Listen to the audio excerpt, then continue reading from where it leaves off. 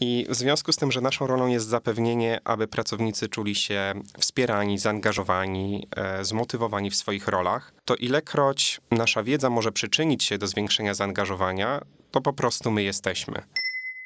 Mamy też taką pulę warsztatów bardzo, bardzo miękkich, dotyczących radzenia sobie ze stresem, dotyczących budowania swojego dobrostanu, tak? Czyli jakby zaczynamy zawsze, ja mam takie poczucie, że zaczynamy zawsze od siebie. Jeżeli jest pracownik zadowolony, to będzie i zadowolony klient. Zdajemy sobie sprawę, że jeżeli chcemy myśleć o świadomej organizacji, o świadomej firmie, to musimy stawiać naprawdę bardzo wysoko komunikację wewnętrzną.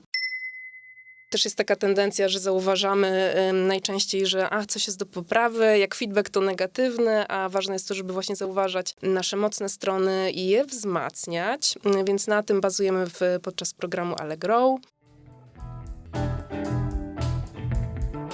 Jakie rozwiązania i projekty biznesowe wdrażamy w Allegro? Jakich ekspertów, narzędzi i procesów potrzebujemy, aby te rezultaty osiągnąć? Cześć! To jest Allegro Podcast, a ja nazywam się Krzysztof Palfner i wspólnie z naszym zespołem porozmawiamy o tym, dlaczego dobrze tu być. A gdyby tak znać odpowiedzi i pomagać innym? Nasz dział Customer Experience to zespół ponad 600 osób, którzy na co dzień zapewniają najlepszą obsługę naszych klientów i partnerów biznesowych. Moi dzisiejsi goście to prawdziwi eksperci we wsparciu rozwoju i budowaniu zaangażowania pracowniczek i pracowników zespołu CX. Poznajcie Małgorzatę Chybińską, wewnętrzną trenerkę w Allegro oraz Łukasza Bukowiaka, pełniącego rolę Senior CX Engagement Specialist.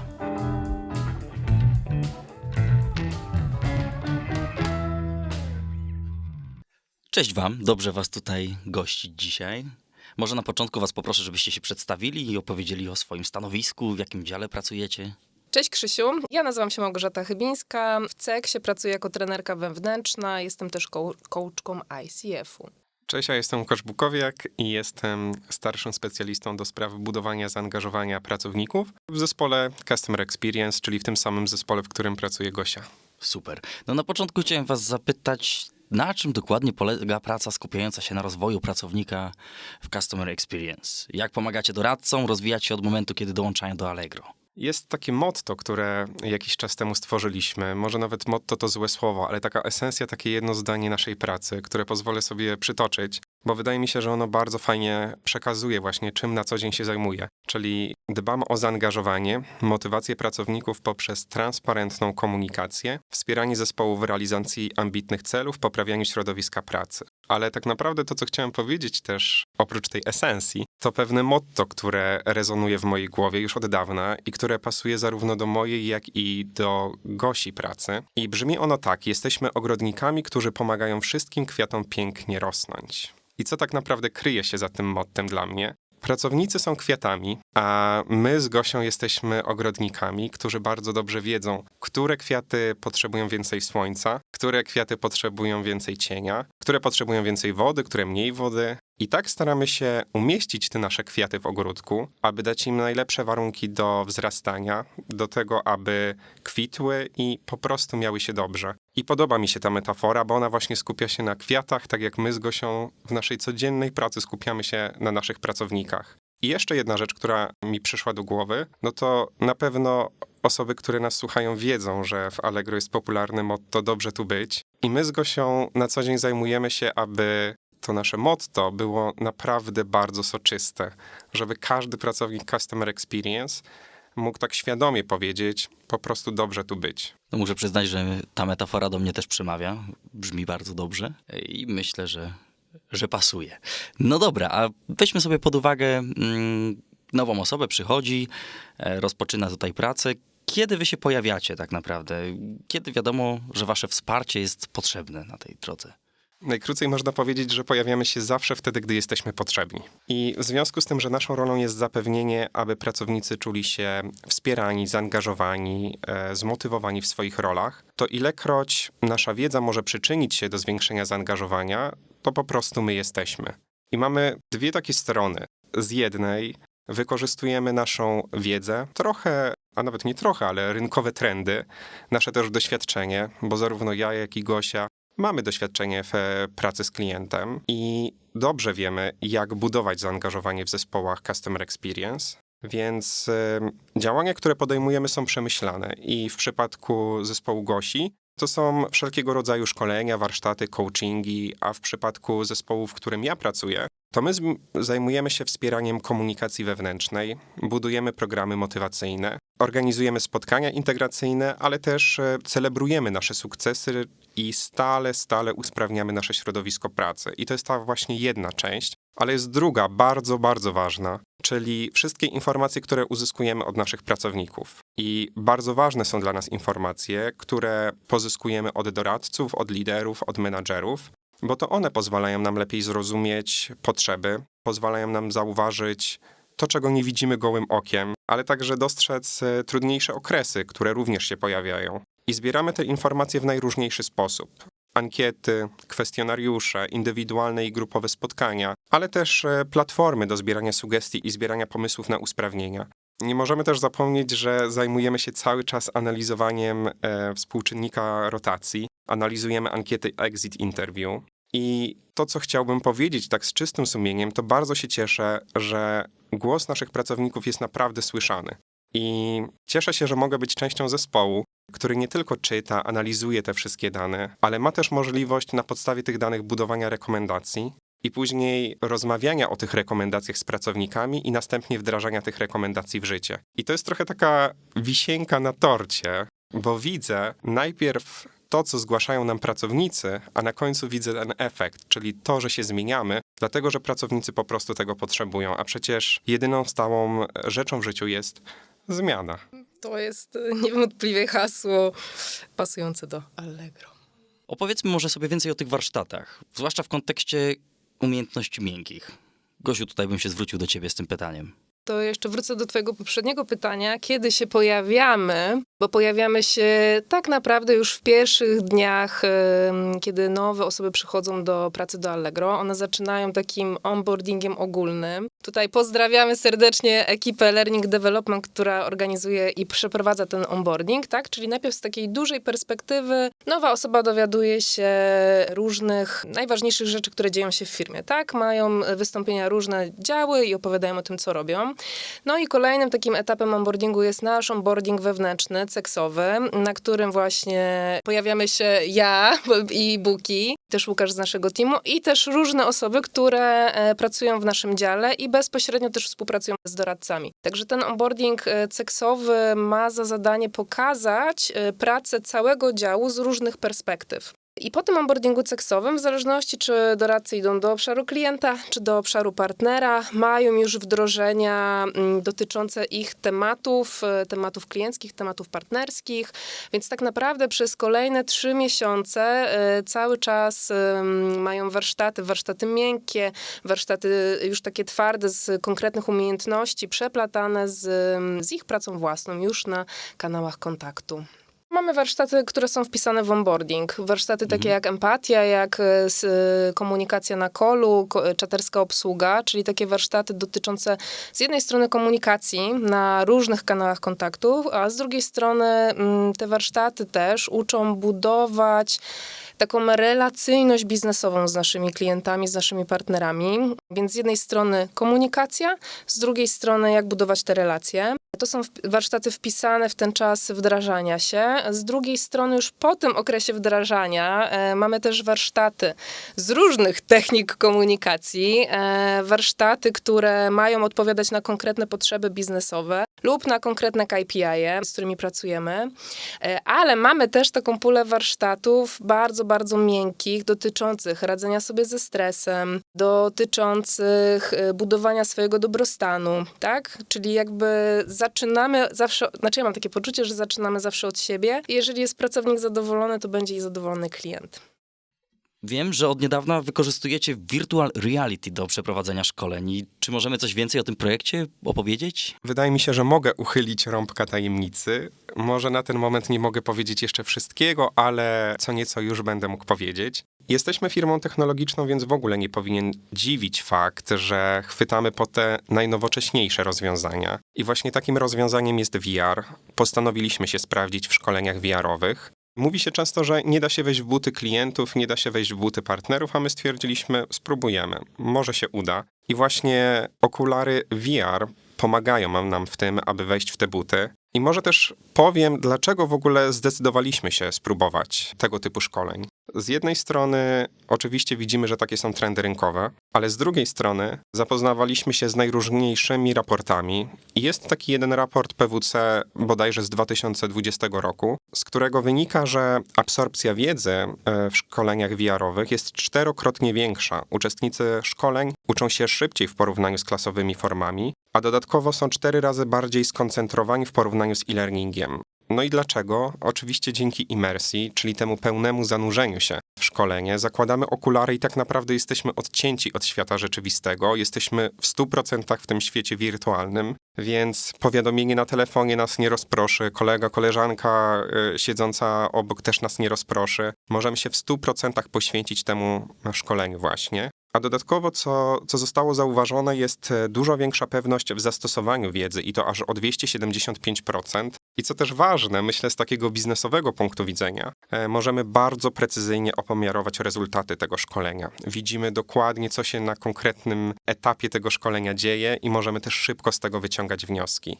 I to, co chciałbym powiedzieć, to, że na pewno nie jest to proste zadanie wziąć i stworzyć szkolenie w VR-ze. W Polsce takie szkolenia z kompetencji miękkich nie są za bardzo popularne.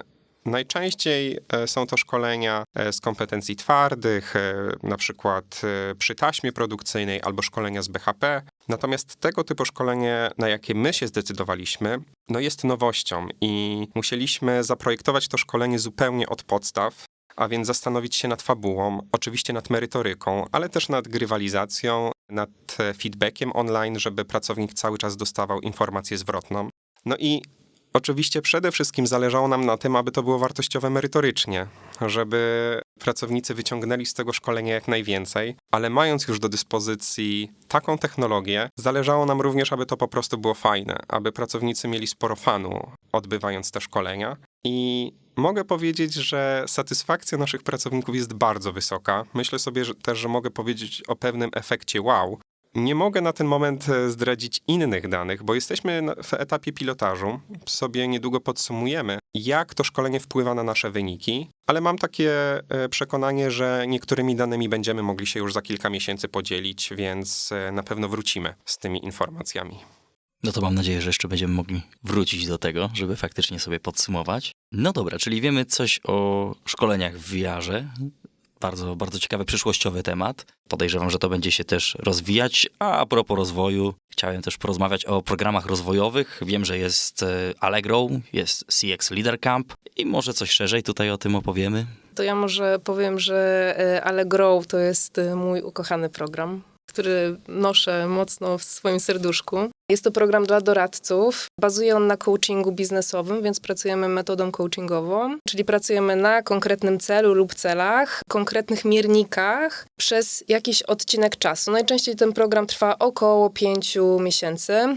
Dodatkowo oprócz coachingu wzmacniamy go badaniem talentów Gallupa, czyli pracujemy z mocnymi stronami. Więc jest fokus na celu, na indywidualnej pracy, na rozwoju mocnych stron, ale też takie mam poczucie, że Allegro jest takim programem, gdzie jest czas na zatrzymanie się, zastanowienie się w ogóle, co ja robię, dokąd zmierzam, jak chcę się rozwijać, jakie ja mam mocne strony, jak ja je wykorzystuję w pracy, czy ja w ogóle je wykorzystuję w pracy, czy tylko się skupiam na tym, co idzie mi nie tak i na poprawianiu jakichś błędów, bo też jest taka tendencja, że zauważamy najczęściej, że coś jest do poprawy, jak feedback to negatywny, a ważne jest to, żeby właśnie zauważać nasze mocne strony i je wzmacniać, więc na tym bazujemy podczas programu Allegro. Nie wiem, czy możemy zdradzić, Krzysiu, że też byłeś w tym programie. Myślę, że możemy. W poprzedniej Pewnie, że tak. edycji. Tak, także on jest też oceniany bardzo wysoko przez uczestników. Później do nich też wracamy, patrzymy, jak się rozwijają, więc serce rośnie. Także to jest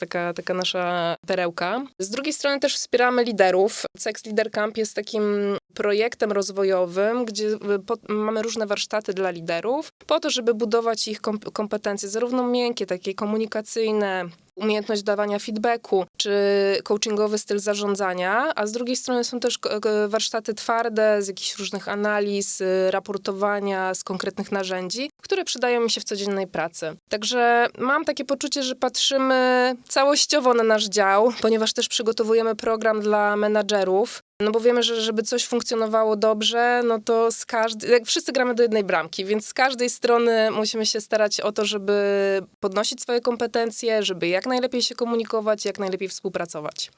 Jasne. To teraz chciałbym porozmawiać też o coachingach. Już wspomniałaś o nich nieco. Podzielmy je sobie. Na czym polegają coachingi biznesowe, a na czym te indywidualne warsztaty? Coachingi biznesowe są skierowane dla osób, które pracują w jakości, w rozwoju i dla liderów, i dla menadżerów. Kontraktujemy się na jakiś odcinek czasu, kontraktujemy się na konkretny cel, konkretne mierniki i spotykamy się cyklicznie, indywidualnie właśnie z liderem albo z inną osobą, która się zapisała do nas na coaching. I znowu pracujemy tutaj na mocnych stronach, na rozwoju, na realizacji celu. Z drugiej strony te spotkania indywidualne, o których powiedziałeś, one mają różną formę w zależności od potrzeb. Czasami są to cykl spotkań nakierowane na przykład na podniesienie jakiegoś wskaźnika, nie wiem, wydajności albo FCR-a czy MPS-a. Czasami jest jakaś inna potrzeba rozwojowa zgłoszona przez samego doradcę albo lidera, którą my się opiekujemy. Także te spotkania indywidualne, czasami korzystamy z narzędzi coachingowych, pracując tak indywidualnie z doradcą, ale bardzo często tam korzystamy z różnego rodzaju, nie wiem, z mentoringu, dajemy trochę psychoedukacji, czy dajemy jakieś konkretne narzędzia, które mogą być wykorzystane w pracy, żeby zrealizować ten jakiś taki mniejszy, ale konkretny cel. Dobra, no to bym przeszedł teraz do tematu komunikacji generalnie i newslettera dla pracowników. Tutaj bardziej temat dla Łukasza, zdaje się. To prawda. Jestem przekonany, że nie muszę nikomu udowadniać, że komunikacja wewnętrzna jest bardzo, bardzo ważna. No ma ona kluczowe znaczenie dla efektywnego funkcjonowania naszej firmy. Pomaga w budowaniu zaufania, koordynacji działań, ale także motywowaniu pracowników i tworzeniu takiej pozytywnej atmosfery w pracy. My jako zespół engagementowy wspieramy w różny sposób komunikację, zarówno tę komunikację codzienną, czasem ad hocową, ale też tę komunikację zaplanowaną. I właśnie kiedy mówię o komunikacji zaplanowanej, to chciałem podać przykład. Organizujemy cykliczne spotkania całego naszego zespołu, gdzie rozmawiamy o naszych celach, o statusach naszych projektów, o tym, co nam wyszło, a co nie, o tym, jakie mamy wyniki, jakie mamy plany. I mam takie poczucie, że tego typu spotkania są bardzo ważne. Dlaczego? Dlatego, że każdy z nas przychodzi do pracy i robi jakiś wycinek całego customer experience. Każdy skupia się na swoim zadaniu. Niektórzy wspierają doradców, niektórzy wspierają klientów, niektórzy wspierają partnerów. Ja na przykład buduję zaangażowanie, a Gosia zajmuje się szkoleniem i wsparciem rozwoju pracowników, więc każdy z nas ma jakąś rolę. I czasami warto zrobić ten krok do tyłu i spojrzeć na to wszystko z perspektywy i zobaczyć, jak nasze codzienne działanie wpływa na satysfakcję naszych klientów i partnerów. Żeby czasem oderwać się od tego codziennego naszego zadania i na chwilę skupić się na tym, co tak naprawdę robimy. Jak to się przekłada nie tylko na liczby, ale właśnie tak jak powiedziałem, na satysfakcję klientów i partnerów. Ale też fajną rzeczą, którą robimy w kontekście takiej komunikacji codziennej, to jest działanie w marcu z okazji Dnia Doceniania Pracownika. W CEX-ie celebrujemy właśnie ten dzień, bo każdego dnia współpracujemy z wieloma osobami, które wspierają nas w realizacji codziennych działań. Sprawiają, że nasz dzień jest lepszy, łatwiejszy, przyjemniejszy. I właśnie 8 marca, w Dzień Doceniania, zachęcamy pracowników do tego, żeby podziękowali sobie, żeby wysłali do siebie jakąś krótką wiadomość, informację. Dzięki, albo fajnie, że jesteś, dzięki, że mi pomagasz. My jako engagement przygotowujemy szablony wiadomości, ale też zostawiamy w biurze słodkości, bo towarzyszy nam hasło "Docenienie ma słodki smak". I bardzo się cieszę, że tego dnia widzimy, że pracownicy wysyłają dziesiątki maili do siebie właśnie z takim krótkim podziękowaniem. I to nie jest tak, że tylko i wyłącznie 8 marca chcemy sobie dziękować, ale często mam takie poczucie, że warto przypominać o tym, że co jakiś czas powinniśmy się zatrzymać, spojrzeć dookoła i zobaczyć te wszystkie osoby, które pomagają nam w codziennych obowiązkach, które się do nas chociażby uśmiechają i właśnie podziękować im, napisać jakieś krótkie słowo. Wspomniałeś w swoim pytaniu również o newsletterze pracowniczym. Wcześniej wiele wiadomości było wysyłanych odrębnie. I w którymś momencie stwierdziliśmy, może za dużo jest tych wiadomości, może warto to uporządkować, może zebrać w jakąś grupę. I takim pierwszym pomysłem okazało się trafnym było stworzenie newslettera pracowniczego, w którym zamieszczamy informacje o statusach naszych projektów, o zmianach w zespołach, o naszych osiągnięciach, działaniach dodatkowych, ale także integracjach. Dzielimy się również swoimi pasjami naszych pracowników, bo każdy z nas ma jakąś pasję. I bardzo cieszę się, kiedy słyszę, że pracownicy czytają o swoich pasjach i później to działanie takie online'owe przenosi się do offline'u. Kiedy drążymy dalej te tematy, kiedy chcemy zadać pytanie, pogłębić trochę, dowiedzieć się więcej o tej pasji, to naprawdę bardzo cieszy, że chcemy poznawać siebie. Również dzięki właśnie newsletterowi, który wysyłamy. I komunikacja wewnętrzna jest po prostu kluczowa dla nas. I zdajemy sobie sprawę, że jeżeli chcemy myśleć o świadomej organizacji, o świadomej firmie, to musimy stawiać naprawdę bardzo wysoko komunikację wewnętrzną. Cieszę się, że mam przyjemność to robić każdego dnia. No właśnie, komunikacja sama w sobie, czy newsletter nie są jedynymi takimi kwestiami, które tutaj się pojawiają, bo są też dodatkowe inicjatywy, które odbywają się po godzinach. Powiedzmy sobie, co to są za inicjatywy i co ich organizacja w ogóle ma na celu. To może zacznę właśnie od celu. Na pewno tego typu działania pozwalają nam lepiej poznać się w tym mniej formalnym środowisku, ale nadal w pracy. Mają też tego typu spotkania na celu zacieśnienie więzi w zespole i budowanie ducha zespołu. No ale też jest to szansa na odpoczynek, na relaks, na zabawę. Bardzo lubię tego typu inicjatywy, lubię je organizować. Takim przykładem mogą być spotkania w naszej kuchni na 10. piętrze. Mamy super kuchnię na 10. piętrze z widokiem na Poznań, z wspaniałym tarasem i mieliśmy takie spotkania, w których spotykaliśmy się, jedliśmy smaczne jedzenie, piliśmy dobre napoje i bawiliśmy się przy dźwiękach DJ-a. Ale to jest tylko przykład, bo organizowaliśmy też wieczorki filmowe. W okresie świątecznym wspólnie wybieraliśmy 2 filmy, oczywiście z tematyki świątecznej, które później wspólnie obejrzeliśmy, a my jako engagement dodatkowo przygotowaliśmy jakieś snacksy, chipsy, popcorn, napoje. I to też był po prostu taki chill-out dla nas. Ale jest z nami Gosia, więc no muszę powiedzieć również o wszelkiego rodzaju relaksacjach, które również miały miejsce. Czyli takich spotkaniach, gdzie możemy skupić się na tym, co ważne tu i teraz, czyli na nas samych. Spotkaniach, w którym pozwalamy naszym myślom odpłynąć. I Gosia prowadzi też zajęcia dla wszystkich pracowników Allegro, również z jogi, z czego bardzo się cieszę, bo również korzystam z tych zajęć. I cieszę się, że jako firma dostrzegamy również potrzebę takiego spotkania również po pracy i wspólnego spędzania czasu razem. Mogę potwierdzić jak najbardziej wszystkie te aspekty, bo zarówno te spotkania, Łukasz, o których wspomniałeś po pracy, jak i joga z Gosią, jak najbardziej, tak, bardzo chętnie. Słuchajcie, Ja też się cieszę.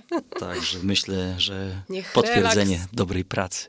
Niech relaks będzie z nami. O właśnie. Słuchajcie, jakie plany na przyszłość? Jakiś projekt, pomysł, którym chcielibyście się pochwalić? Jeżeli chodzi o przyszłość, to na pewno tych pomysłów jest dużo. Wszystkie powiązane są z pracownikiem Customer Experience, bo cała moja praca skupia się wokół pracownika. Nie mam chyba jednego jakiegoś pomysłu, którym chciałbym się podzielić, ale jest coś, czym chciałbym się pochwalić. W czasie pandemii stały się bardziej popularne gry planszowe. Wtedy pomyślałem, a może by stworzyć grę planszową Allegro. I cieszę się, że ta myśl, która pojawiła się w mojej głowie, doprowadziła do tego, że udało się tę grę stworzyć. Udało się obdarować wszystkich naszych pracowników Customer Experience właśnie taką grą.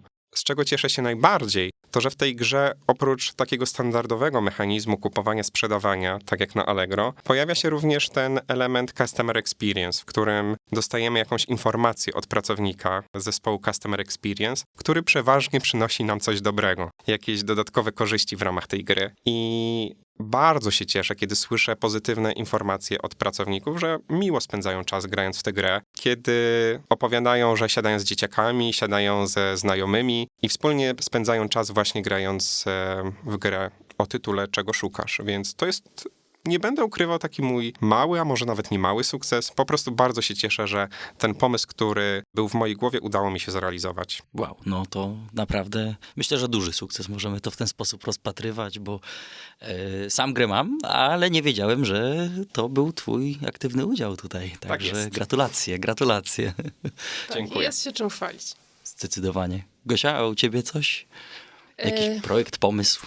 Wiesz co, tutaj muszę powiedzieć, że też mamy dużo różnych pomysłów. To, co mogę na ten moment zdradzić, to to, że pracujemy nad takim projektem wsparcia menadżerów, ponieważ mamy programy rozwojowe dla doradców, dla liderów, więc teraz też będziemy się opiekować menadżerami. Ponieważ poszerzyliśmy naszą działalność na Czechy, też wspieramy doradców i liderów po czeskiej stronie, więc też przygotowujemy różne warsztaty, żeby pracować na takich samych standardach, z taką samą jakością i żeby nasi czescy koledzy również mogli powiedzieć, dobrze tu być. Nie wiem niestety, jak to powiedzieć po czesku, ale sprawdzimy to.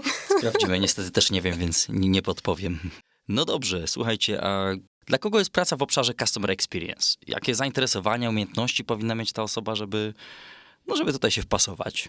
Zacznę może od tego, że czasami spotykam się z takim stwierdzeniem, że praca w obsłudze klienta jest łatwa. To znaczy mam takie poczucie, że praca jest niedoceniana w pracownika obsługi klienta. No i tutaj na pewno nie zgadzam się z tym. Sam zaczynałem jako doradca w Allegro w 2009 roku i wiem, że praca w obsłudze klienta to naprawdę prawdziwe wyzwanie. To trochę bycie jednocześnie artystą, trochę psychologiem, trochę detektywem, no ale przede wszystkim superbohaterem. I teraz, kiedy zastanawiam się nad tymi supermocami, to oczywiście na pierwszym miejscu będą umiejętności komunikacyjne, bo musimy być w stanie porozumieć się z różnymi ludźmi o różnych charakterach i o różnych nastrojach. I czasami rozmawiamy z klientem czy partnerem, który jest irytowany lub niezadowolony, a naszym celem jest uspokojenie go i przede wszystkim rozwiązanie jego sprawy, ale ponadto musimy być cierpliwi i tak myślę sobie, że naprawdę cierpliwi. Jeżeli kiedykolwiek próbowaliście opowiedzieć osobie, która nie ma do czynienia z najnowszymi technologiami, jak korzystać z telefonu, to naprawdę chyba wszyscy teraz rozumieją, jaka to jest cierpliwość i że ta cierpliwość to jest klucz do sukcesu w naszej pracy. Ale też ważną umiejętnością jest po prostu rozwiązywanie problemów. Czasami napotykamy na jakieś nietypowe sytuacje, nietypowe sprawy, skomplikowane, których nie jesteśmy pewni i musimy drążyć to. Musimy dowiedzieć, nawet jak nie mamy wiedzy, musimy uzyskać odpowiedź na pytanie klienta czy też partnera. Więc na pewno taka dociekliwość i umiejętność rozwiązywania problemów również jest bardzo ważna. Ale to, co chciałbym powiedzieć na koniec, to, że w tych wszystkich supermocach nasi specjaliści, nasi doradcy dysponują rozległym arsenałem wiedzy. Tutaj Gosia, zespołu jakości bardzo pomagają, aby ta wiedza była cały czas uzupełniana. Mogę powiedzieć nawet, że nasi doradcy są wyposażeni w encyklopedyczne zrozumienie produktów, usług i zasad, które panują na Allegro. To jest naprawdę ogrom wiedzy, więc jeżeli ktoś ma poczucie, że to jest bardzo prosta praca, no to muszę tutaj powiedzieć, że nie. Ale jeżeli to jest satysfakcjonująca praca, to bardzo, bo jesteśmy my, Gosia i ja, ale to, co zawsze powtarzam i widzę w Allegro od 2009 roku, to, że ten zespół tworzą ludzie, a to są naprawdę niezwykli ludzie. My jesteśmy niezwykłymi ludźmi. Wow, no to zabrzmiało pięknie. Tak. Muszę przyznać, że Buki pięknie wyczerpał temat. Trudno Ale coś nie, no dodać. pięknie to powiedziałeś, naprawdę. Szczerze. To się Z liczy. serca i z doświadczenia. No to słuchajcie, to dlaczego dobrze tu być? Buki już powiedział, bo jesteśmy my, No To na pewno. przede wszystkim. ale tak serio, ja pamiętam jak przyszłam do Allegro 3,5 roku temu i pamiętam, że już na pierwszego dnia onboardingu ludzie mówili, że jacy super ludzie pracują w Allegro, jacy super ludzie pracują w Allegro i muszę przyznać, że po tym czasie, od kiedy tutaj jestem, potwierdzam, bardzo fajni ludzie, bardzo wspierający, pozytywni, zasilają nasze szeregi, więc myślę, że według mnie dobrze tu być, bo są fajni ludzie. To ja może dodam tylko do tego, że przez tyle lat nie znalazłem odpowiedzi na pytanie, dlaczego dobrze tu nie być, więc po prostu dobrze tu być. I tyle. Sprytnie. Dobra. Gosia, najdziwniejszy produkt, jaki kupiłaś na Allegro? Właśnie nie mogę tego zdradzić, O, ale mogę zdradzić, Dawaj, że Gosia. najwięcej na Allegro najwięcej kupuję książek. Mam swoją ulubioną księgarnię, więc co miesiąc wjeżdżają książki zakupione przez Allegro. to może najdziwniejsza książka. Najdziwniejsza książka. Ostatnio dużo książek w tematyce duchowej, w tematyce jogowej, ale to one nie są dziwne. A Łukasz, co najdziwniejszego kupiłeś na Allegro? Też nie mam jakiejś takiej historyjki o dziwnych przedmiotach, ale pomyślałem o handlach. 3 razy kupiłem na Allegro handle. czasem się śmieję, że jestem wierny w kupowaniu handli na Allegro. Co jakiś czas dopada mi taka myśl, popracuję nad sobą. Będę podnosił ciężary, może nie będę jak Pudzianowski, ale przynajmniej spróbuję trochę popracować. No i kupuję te handle, wyciągam 2-3 razy, już jakoś mija mi ochota na podnoszenie kolejny raz. I kiedy się przeprowadzam, myślę sobie, no nie będę tych kilkudziesięciu kilogramów woził ze sobą między mieszkaniami i wtedy je wydaję. A później znów dopada mnie myśl, a może jednak znów bym trochę popodnosił te ciężary i znów kupuję. I teraz pod koniec zeszłego roku kupiłem handle 3. raz. Wyjąłem je 2 razy, ale nadal mam jednak nadzieję, że będę je jeszcze podnosił. Zobaczymy. Możecie trzymać za mnie kciuki. Buki do 3 razy sztuka, to po pierwsze. Po drugie, nasze automaty paczkowe dają radę. Mieszczą się w nich handle, kilogramowo wszystko się zgadza, więc test zdany. Chciałem was zapytać na koniec, czego wam życzyć, no ale to Łukaszowi już wiem, czego życzyć. Oj tak. Używania Trzymamy handli kciuki. przede wszystkim. Słuchajcie, bardzo wam dziękuję za rozmowę. Miło było was gościć i porozmawiać. I wszystkiego dobrego wam życzę w takim razie i do zobaczenia na korytarzach. Cieszymy się, że mogliśmy przyjąć zaproszenie, że mogliśmy trochę opowiedzieć po naszej pracy, bo no co, dobrze tu być. Dobrze tu być. Dzięki, Krzysiu. To już wszystko na dziś. To był Allegro Podcast. Skoro zostaliście z nami do końca, to pewnie jesteście głodni, aby usłyszeć więcej. Sprawdźcie linki w opisie odcinka i śledźcie nasz podcast w ulubionej aplikacji, aby dowiedzieć się więcej o tym, dlaczego dobrze tu być. Pamiętajcie, że możecie nas usłyszeć co 2 tygodnie w czwartek.